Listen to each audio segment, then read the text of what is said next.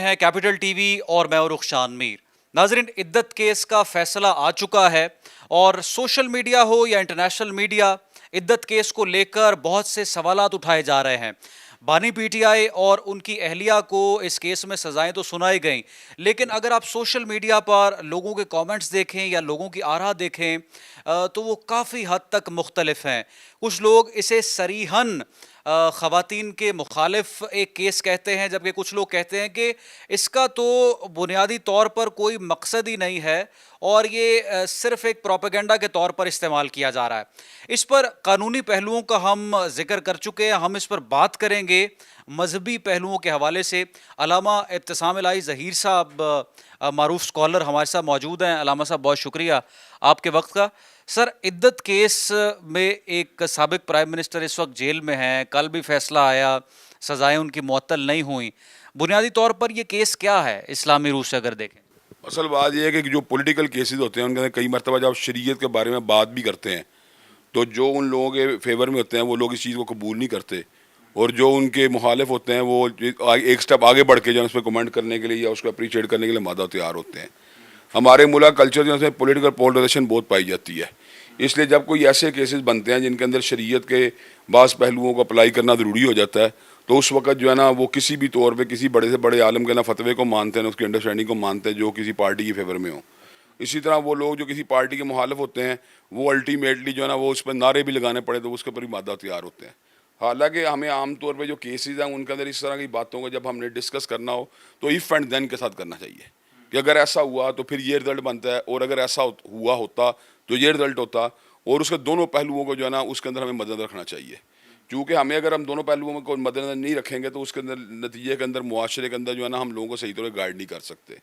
پہلی بات تو اس میں سمجھنے کی یہ ہے کہ اگر ایسا واقعہ ہوا کہ جس کے اندر عدت میں شادی کی گئی تو وہ پھر خان صاحب کی پھر بات نہیں ہے، وہ کوئی بھی بندہ ہو اس کے لیے یہ بات جو ہے نا اس میں اپلیکیبل ہوگی کہ یہ کیس جو ہے نا اس کے جو ہے نا خلاف جائے گا اگر عدت میں کسی بندے نے شادی کی ہے، کیونکہ اسلام میں اس بات کی گنجائش موجود نہیں۔ لیکن اگر یہ بات کسی کو صرف پولیٹیکلی یا وکٹمائز کرنے کے لیے کی جا رہی ہے، اس کو ٹارگٹ کرنے کے لیے کی جا رہی ہے، تو پھر یہ رویے جو انتہائی شرمناک اور غیر اخلاقی رویے ہیں۔ اس کی وجہ ہے کہ جب آپ کسی کے پولیٹیکل مخالف ہوتے ہیں تو پھر اس کا مطلب یہ نہیں ہوتا کہ آپ شریعت کے جو احکامات ہیں ان کو جو ہے نا اس میں ٹوسٹ کرنے کے بعد کسی کے خلاف استعمال کریں۔ تو چونکہ ہم اس کے اندر جو ہے نا عینی شاہد نہیں، اور میرا ہمیشہ یہ بات کے اوپر جو ہے نا سانس رہا ہے کہ جب آپ کسی کیس کے عینی شاہد نہ ہوں تو آپ جو کوئی فتویٰ دیتے ہیں یا کوئی رائے دیتے ہیں تو اس کے اندر جو ہے نا آپ اس بنیاد کے اوپر دیتے ہیں کہ جو انفارمیشن مجھ تک پہنچی ہے، ہم تک جو انفارمیشن پہنچی ہے اس کے اندر ہے نا دونوں طرح کی باتیں سننے کو ملتی ہیں۔ کئی لوگ اس مسئلے کے اندر یہ بات کہتے ہیں کہ خان صاحب جو ہے اس مسئلے کے اندر جو ہے نا انہوں نے جو بھی اقدام اٹھائے ہیں اس کے اندر انہوں نے اس چیز کو جو ہے نا انہوں نے پروب نہیں کیا کہ وہ یہ کام کر رہے ہیں، آیا یہ کہ عدت میں یہ کرنا جائز ہے کہ نہیں، یعنی انہوں نے چیز کو اتنا سیریس نہیں لیا۔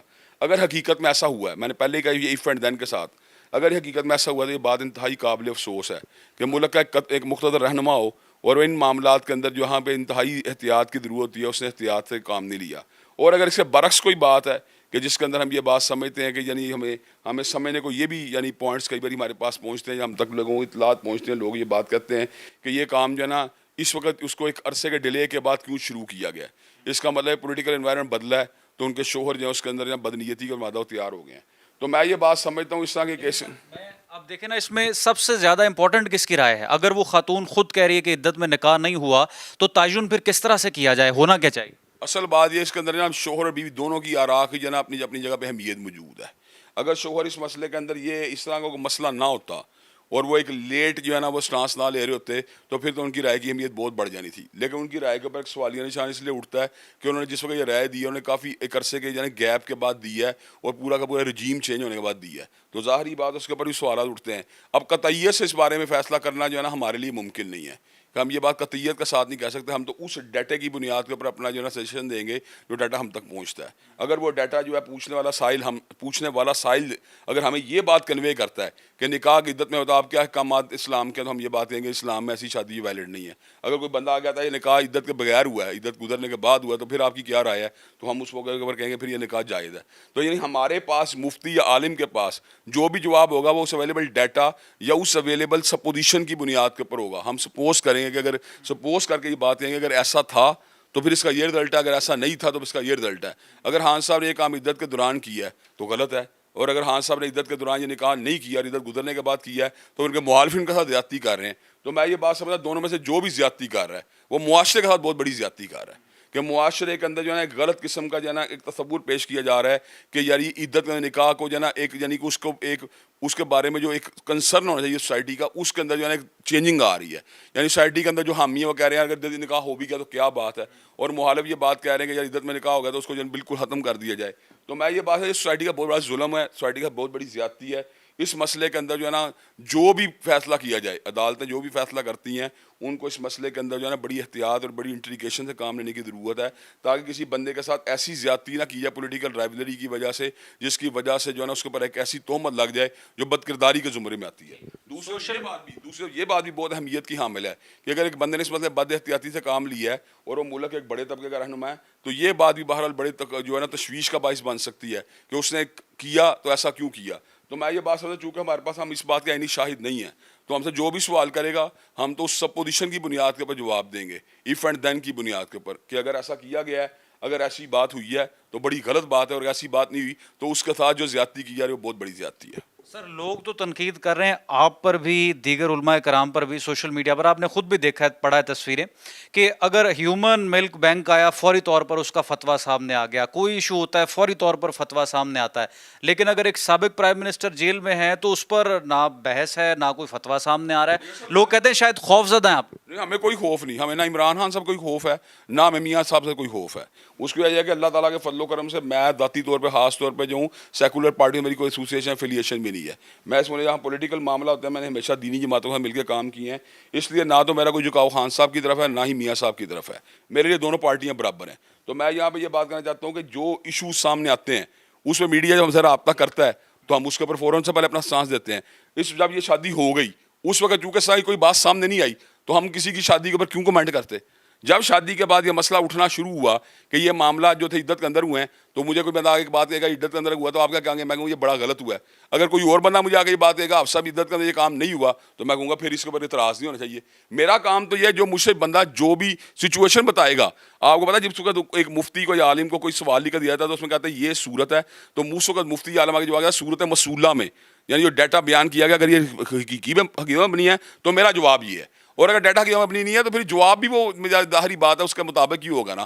اگر جو صورت مسولہ ہی جھوٹ ہے تو پھر ظاہری بات ہے میرا جواب تو اس کے ساتھ ویلڈ نہیں رہے گا. تو میں یہ بات سمجھتا ہوں جس طرح ملک بینک کا مسئلہ آیا تو آپ نے علماء سے رجوع کیا, ہم نے اپنا فیڈ بیک دیا. آپ نے کوئی اور مسئلہ ملک میں اٹھتا ہے تو ہم اس میں اپنا فیڈ بیک دیتے ہیں. اگر آج آپ نے عدت کا مسئلہ پوچھا, ہم نے اس کے اندر فیڈ بیک دیا اور بڑے ایمانداری کے ساتھ دیا ہے, اور یہ بات کہہ کے دی ہے اگر نکاح عدت میں ہوا ہے تو بالکل غلط ہے اور اس کو ہم ویلڈ نکاح نہیں کہہ سکتے. اور اگر جھوٹا الزام لگایا گیا ہے تو پھر یہ بہت بڑی زیادتی ہے کسی بندے کے ساتھ پولیٹیکل رائولری کی بنیاد کے اوپر اس کے نکاح کو جو ہے نا انویلڈ قرار دینا یا اس کو بد کردار ثابت کرنے کی کوشش کرنا جبکہ وہ اس نے ایسا کام نہ کیا ہو, یہ بہت بڑی زیادتی کی بات ہے. اسلام کے اندر کسی بندے کے اوپر جو ہے نا بد کرداری کی تہمت لگانا اس کی باقاعدہ اور بڑی کڑی اور سنگین قسم کی سزا ہے. اسی طرح اسلام کے اندر یہ بد کرداری کا جرم جو ہے وہ بھی بہت بڑی سزا کا یعنی انسان حقدار بن جاتا ہے. تو یہ جتنے معاملہ ہوتے ہیں ان میں بڑی احتیاط کی ضرورت ہوتی ہے. آپ کسی ایسے شخص کے اوپر جس کے بارے میں آپ کو ڈاؤٹس ہیں کہ اس نے بدکاری کی ہے نہیں کی, آپ کو کبھی کیٹیگری یہ بات نہیں کرنی چاہیے کہ اس نے بدکاری کی ہے. اسی طرح ایک بندہ جو ہے اگر وہ کسی کے اوپر تہمت لگاتا ہے اور اس کے پاس کوئی پروف یا ایویڈنس موجود نہیں کسی پہ تہمت لگانے کے, تو اس کو تہمت لگانے کے سے جو ہے بڑا احتیاط کرنی چاہیے. اگر آپ کا کنکریٹ ثبوت موجود نہیں ہے تو آپ کیوں افواہ سازی کر کے معاشرے کے اندر ایک بندے کو بدنام کرنا چاہتے ہیں. تو میں یہ بات سمجھتا ہوں اس مسئلے کے اندر بڑی احتیاط کی ضرورت ہے اور لوگوں کو صحیح طور پہ گائیڈ کرنے کی ضرورت ہے اور لوگوں کو بتانے کی ضرورت ہے کہ جو بھی ہم کمنٹ کر رہے ہیں اس کا تعلق صورت مسولہ کے ساتھ ہے, جو کوشچن کیا گیا ہے اس کے ساتھ ہے. اگر وہ ڈیٹا درست ہے اور یہ بات کہنے لگے جو بندے اپنے مقام کے اپنی وہ فیکٹس کی بنیاد پہ بات کہہ رہے ہیں کہ یہ عدت میں نکاح ہوا ہے تو ہم اسے کہیں گے غلط ہوا ہے. اگر وہ لوگ جو یہ بات کہتے ہیں عدت میں نکاح نہیں ہوا بلکہ عدت گزرنے کے بعد ہوا ہے اور ان کا فیکٹس اور فگرز کے والے موجود ہیں, ہمارا کام فیکٹس اور فگرز کو پروو کرنا نہیں, ہمارا کام سچویشن کے مطابق جو ہم پہ پوچھا جائے گا ہم نے اس کا جواب دینا, ہم اس کا جواب دے رہے ہیں. اگر یہ نکاح کیا گیا عدت کے اندر تو بہت بڑی زیادتی کی گئی ہے, اور عدت میں اگر نہیں کیا گیا تو خان صاحب کے ساتھ بہت بڑی زیادتی ہے. اس کی اسلام میں کتنی سزا ہے جو عدت کے اندر نکاح کرتا ہے؟ دیکھیں یہ وہ تو ایک انویلڈ قسم کا نکاح ہے اور اس کے اندر ایک بندہ جو ہے نا وہ ظاہری بات ہے ہر بندے کے لیے اس کے اندر ہم ایک جیسا فتویٰ اس لیے نہیں لگائیں گے کہ اس میں جہالت کے بھی کئی گریڈز ہوتے ہیں. یعنی کئی بندے اس کی سنگینی کو نہیں سمجھتے کہ یار یہ اس حد تک سنگین کرائم ہے جو میں کمٹ کر رہا ہوں. باہر اس نکاح کو پھر ویلڈ نہیں کہا جا سکتا, کم از کم بات یہ ہے. اور یہ جس طرح سے میں نے پہلے کہا, مجھے ذرا ایکچولی بتا دیں کہ پتہ کس طرح پھر چلے گا, کس کے جو ہے بیان اس کی اہمیت ہوگی اس مسئلے میں اس مسئلے میں ہمارے سامنے جو کیسز ہیں نا تاریخ اسلام کے اندر جس سے میں یعنی کہ چیزوں کو اخذ کروں گا وہ ہمارے سامنے لعان کے کیسز ہیں. لعان کے کیسز ایسے کیسز ہوتے ہیں جن کا بندہ اپنی بیوی پہ بدکاری کی تہمت لگائے. اب جب بندہ اپنی بیوی بدکاری کی تہمت لگاتا ہے بغیر اس کے وٹنس کے, تو اس صورت میں اللہ تعالیٰ نے اس کو 4 قسمیں کھانے کے لیے ایک بات کہی ہے کہ تم 4 قسمیں کھاؤ میں سچا ہوں, اور 5ویں قسم کھاؤ کہ اللہ کی لعنت ہو مجھ پہ اگر میں جھوٹ بولوں. تو اس کے بعد یہ پھر بات ہے عورت کے لیے پھر بھی روم باقی رہتا ہے اپنے آپ کو چھڑوانے کا. عورت یہ 4 قسمیں کھائے کہ میرا ہامن جھوٹا الزام لگا رہا ہے, اور 5واں یہ قسم کھائے کہ اللہ کا مجھے غضب ہو اگر میرا ہامن جو ہے سچا الزام لگا رہا ہو. تو اس کے بعد کیا ہوگا, اس کے بعد معاملہ اللہ تعالیٰ کی عدالت میں چلا جائے گا. اللہ تبارک و تعالیٰ چلا جائے گا. جو بندہ دونوں جھوٹا ہوگا خود اللہ تبارک و تعالیٰ جو ہے نا اس کا جو ہے نا اکاؤنٹیبلٹی جو ہے نا اس کی قیامت کا دن ہو جائے گی, اور دنیا میں بھی اللہ اس کو سزا دینا چاہے تو اللہ تعالیٰ سزا دینے کے کوئی کم ذرائع تو موجود نہیں ہے. تو ہم یہ بات سمجھتے ہیں اس کیس کے اندر میاں اور بیوی میں جو بندہ بھی جھوٹا کلیم کرے گا ظاہری بات اللہ تعالیٰ کی عدالت میں اکاؤنٹیبل ہوگا, اور جو بندہ سچا ہوگا الٹیمیٹلی ظاہری بات ہے اس کو دنیا کے اندر بھی یعنی ایک لحاظ سے اس کو اس کا بینیفٹ ملے گا اور آخرت میں ملے گا. دیکھیں یہ وہاں سے چھوٹی بات ہو, ہم نے ہمیشہ یہ بات کہی ہے کہ عدالتی معاملات کے اندر کئی باری ججمنٹس میں ایرر کے امکانات بھی ہوتے ہیں, فلاز بھی ہوتے ہیں, لیکن اس کے باوجود ہمیں جوڈیشل پروسیڈنگس کے ذریعے ہی آگے بڑھنا ہوتا ہے. اس کی وجہ اگر ہم جوڈیشل پروسیڈنگ کا انکار کریں گے تو ریاست ایک بنانا ریاست کی شکل اختیار کر جائے گی. ہمیں یہ بات چاہیے جہاں کہیں بھی ہم یہ بات محسوس کریں کہ ہمارے ساتھ عدالتی طور پر زیادتی ہوئی ہے, ہمارا فردر کورٹس موجود ہوتے ہیں, ہمیں ان میں جانا چاہیے اور وہاں جا کے اپیلیں کرنی چاہیے. اور اگر یہ سارے پروسیجر کے ساتھ زیادتیاں ہو رہی ہیں کورٹس کے لحاظ سے بھی, تو میں یہ بات سمجھتا ہوں پھر بھی ہمارے لیے جہاں لا کا ایک راستہ یا کورٹس کا ایک راستہ ہوتا ہے جس کو ہم نے دوبارہ اسی طرح جا کے دستک دینی ہوتی ہے, اور انہی ذرائع سے جو ہے نا کئی مرتبہ ہمیں پھر انصاف حاصل کرنے کی کوشش کرنی ہوتی ہے. اور اس کے اندر یہ بات طے شدہ ہے کہ جج جو ہوتا ہے اس کے اگر 90% فیصلے صحیح بھی ہوں تو 5-10% فیصلوں میں ایرر کے امکانات ہوتے ہیں, لیکن اس کے باوجود اس کی جو ہیومن ایرر ہوتی ہے اس کو ہم اس کی بنیاد کے اوپر پھر عدالتیں ختم نہیں ہو جاتی, بلکہ ان انسٹیٹیوشنس کو کی گروتھ کے لیے ہم پھر دوبارہ انہی کے تھرو آگے بڑھتے ہیں تاکہ یہ معاملات جو ہے نا اس کی بنیاد کے اوپر معاشرے کے اندر جو ہے نا ایک عدالتی نظام بھی چلتا رہے, اور معاشرے کے اندر جو ہے نا انصاف کے اصول کے لیے فردر جو ہے نا اپیلوں کے دروازے بھی کھلے رہیں. عدت کیس پر علامہ صاحب کی گفتگو آپ سن رہے تھے. علامہ صاحب ایک ویڈیو اور گانا گزشتہ کچھ دنوں سے بہت زیادہ وائرل ہے. ایک شخص ہے, گیٹ اپ اس کا مذہبی ہے, اور وہ کہہ رہا ہے کہ اسکول اپنی بچیوں کو نہ بھیجو, وہاں پہ ڈانس کرتی ہیں, اور باقاعدہ طور پر بہت عجیب الفاظ اس میں استعمال کیے جا رہے ہیں. جو ایسے لوگ ہیں مذہب کا لبادہ اوڑھ کر جہالت معاشرے میں پھیلا رہے ہیں, ان کے ساتھ کیا ہونا چاہیے؟ دیکھیں میں چھوٹی بات ہوں, اس کے اندر بھی کئی طرح کے کنسرن سامنے آ جاتے ہیں. جب ہم یہ بات سنتے ہیں یا ہمیں یہ باتیں کو اطلاع ملتی ہے کہ ڈانس کو لازمی کر دیا, سچی بات تکلیف تو ہمیں بھی ہوتی ہے.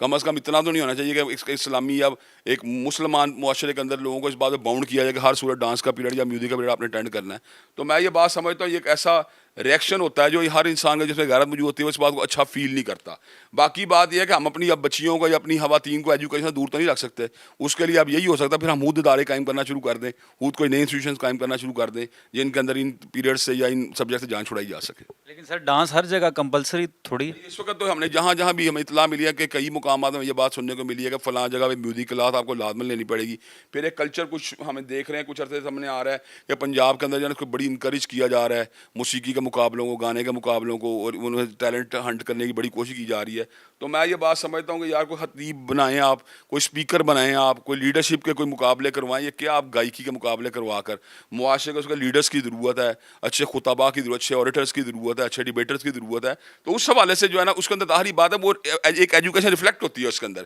اس میں کون سی ایجوکیشن ریفلیکٹ ہوتی ہے, یہ اس کے اندر کوئی ایسی کوئی بلٹ ان قسم کا کوئی اس میں ہو کوئی صلاحیت ہو ایک الگ بات ہے, لیکن اسے کوئی آپ کی کوالیفیکیشن یا اکیڈمکس سے تو فائدہ نہیں پہنچتا. دوسری بات ہے خلاف شریعت بات ہے, اس میں کتاب و سنت کی مخالفت والی بات ہے. تو میں یہ بات سمجھتا ہوں جو باتیں کل تک ویسٹ کے اسکولوں کا حصہ تھیں اب اگر ان کو ہمارے کریکولم کا حصہ بھی بنایا جا رہا ہے تو اس کا تشویش ہونا یہ فطری بات ہے. یہ الگ بات ہے کہ ایسے کمنٹس نہیں استعمال کرنے چاہیے جس سے آپ مذمت نہیں کرتے اس طرح کامنٹس یا گانوں کے؟ میں تو مذمت کرتا ہوں گانوں کی, جو اس نے گایا. دونوں طرح گانوں کی مذمت کرتا ہوں, سچی بات ہوں میں دونوں طرح گانوں کی, میں تو ان چیزوں کی مذمت کرتا ہوں جو ہماری جو قوم کو لگایا جا رہا ہے. دوسرے اس بات کی مذمت کرتا ہوں کہ اپنی بیٹیوں اور بہنوں کو ہم کیوں اسکول نہ بھیجیں. مجبوری یہ ہے کہ ہم نے ان کو بھی تعلیم دلوانی ہے, لیکن سچی بات ہے وہ جس طرح کہتے ہیں علامہ اقبال نے کہا خوش تو ہیں ہم بھی جوانوں کی ترقی سے مگر لب ہندا سے نکل جاتی ہے فریاد بھی ساتھ. ہم سمجھتے تھے کہ لائے گی فراغت تعلیم, کیا خبر تھی کہ چلائے گا الہاد بھی ساتھ. تو یہ باتوں پہ آپ کو پتہ کوف تو پھر ہوتی ہے. سر یہ جو ہیومن ملک بینک پر فتویٰ بھی آیا,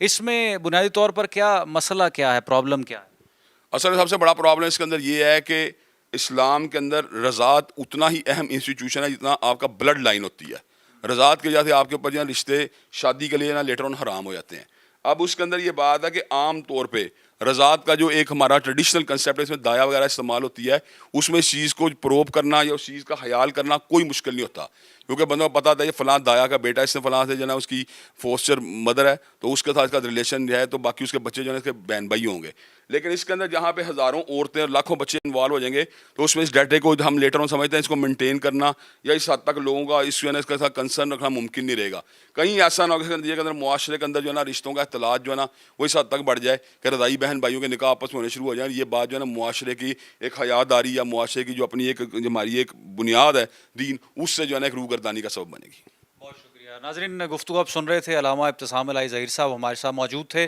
کامنٹ سیکشن میں آپ اپنی قیمتی رائے ضرور آگاہ کریں. رخشان میر کو دیں. کیپٹل ٹی وی سے اجازت، دوبارہ حاضر ہوں گے. اللہ حافظ.